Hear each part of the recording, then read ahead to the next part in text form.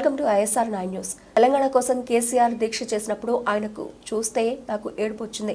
అప్పటికి కేసీఆర్ నిరాహార దీక్ష చేసి 11 రోజులైంది. కంట్రోల్లో లేడు, వణుకుతున్నాడు, కానీ పట్టుదల మాత్రం వీడలేదు. అప్పుడు ఆయనను చూసి నా కళ్ళలో నీళ్లు తిరిగాయని హరీష్ రావు అన్నారు. ఫిబ్రవరి 17 మనకు ఎంత ముఖ్యమో నవంబర్ 29 కూడా చరిత్ర పుటల్లో అంతే ముఖ్యమైన దినం.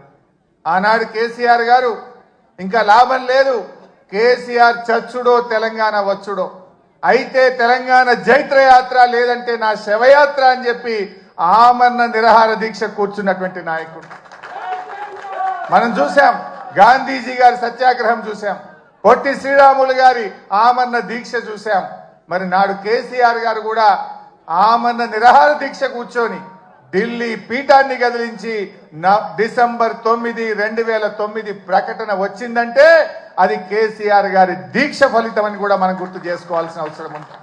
నిజంగా ఆయన ఆ రోజు దీక్ష పూనుకోకపోతే ఇవాళ తెలంగాణ ప్రకటన వచ్చేదా?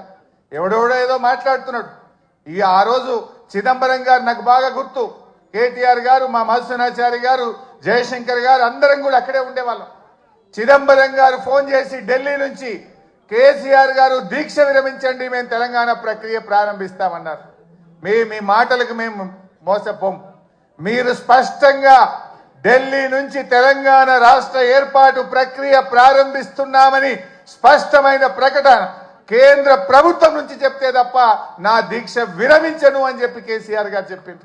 అప్పటికి 11 రోజులైంది. మనిషి ఆ మంచం మీద నుంచి ఒక్కొక్కసారి వణుకుతో దాదాపు హాఫ్ ఫీట్ ఎగురుతా ఉండే బాడీ, తన కంట్రోల్లో తాను లేదు. కానీ ఆ పట్టుదల మాత్రం సడలేదు.